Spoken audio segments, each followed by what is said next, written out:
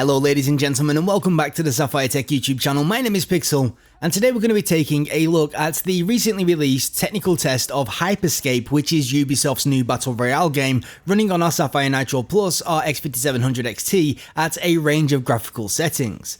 Now, I got access to this via the Twitch drop system, so I've not really played that much of the game just yet, probably around 3 or 4 hours, and got myself 3 or 4 wins. Now, I have got wins on most of the graphical settings. I haven't got one on the Ultra preset, which we'll explain why in a little bit. But what we're going to do is we're going to start off by taking a look at the High preset. Oh, and before I forget, all the gameplay that you're about to see was recorded using a capture card at a 1440p resolution. This means that you may actually see a little bit of screen tearing since we got VSync disabled, as it gives us more accurate frame rate numbers. So yeah, just keep that in mind. Okay, let's start off with the good news. At 1440p using the game's high presets, we're actually seeing an average frame rate of somewhere between 130 and 160 FPS, and the game does feel extremely playable. Now, there does appear to be some form of resolution reconstruction going on here, because it can actually go down to 50% of native resolution, so that'd be 720p, all the way up to 1440p, but then it reconstructs the image using temporal anti-aliasing to make the image nice and sharp. Now, I'm not 100% certain that this is actually happening in this gameplay, as we are above our target of 120 the vast majority of the time anyway, but it is just worth noting. Visually, I actually think the game looks pretty decent at these settings. It's just unfortunate that a lot of the graphical effects that this game has can actually screw with the visibility a fair amount, making it very difficult to see enemies in certain situations. For this reason, if I was to continue playing HYPERSCAPE at these settings, I would still most likely consider turning down the post-processing setting in order to make things a little bit easier on the eyes. Another thing that I'd like you all to keep in mind is that this game is actually extremely heavy on the CPU. As you can see in the overlay, we're actually averaging between 60 and 80% CPU usage, which is pretty crazy considering that this is an 8-core CPU, which is overclocked to 5 GHz. All in all, I have to say that I honestly do believe that the high preset is probably going to be the very best way to play HYPERSCAPE on the SAPPHIRE NITRO Plus RX 5700 XT at 1440p, because it really does kind of balance out the CPU usage and the GPU usage. However, like I did mention earlier, I would definitely look to lower that post-processing, because I do find the visibility suffers quite a bit on these higher settings. Now, when we make the jump over to the ultra high preset, things aren't quite as positive. Don't get me wrong, the frame rate is still pretty decent when we use the default preset set to 120 FPS on the frame rate target. We're looking at between like 70 and 120 FPS on average, and it's not too bad, but unfortunately, HYPERSCAPE does suffer from some pretty noticeable input latency. And this input latency did make the game extremely difficult to play at these settings.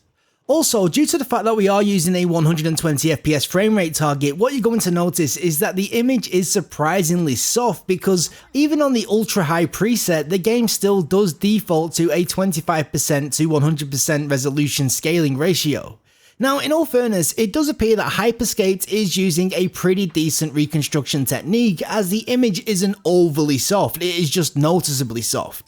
To be honest, I'm actually quite a fan of dynamic resolution scaling in games, as I honestly do believe that this is where the industry is heading in future, because it does allow you to get the best of both worlds if the technique used is nice, as this one appears to be. To put things into perspective, if we actually disable dynamic resolution scaling like I did in one of these tests, you'll see just how much performance is being clawed back by this technique, which is very impressive. Unfortunately, playing at a native 1440p at ultra high settings just doesn't seem to be a possibility. We were dropping as low as 30 FPS. When we drop down to the ultra low preset, with the only changes being the frame rate target being set to 120 and the texture settings being set to ultra high, we see a stark contrast in the performance.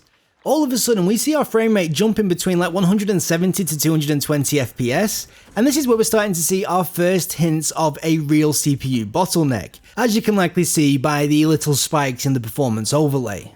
This does unfortunately make the game feel slightly less smooth than what the frame rate numbers would normally indicate, but it's not too bad.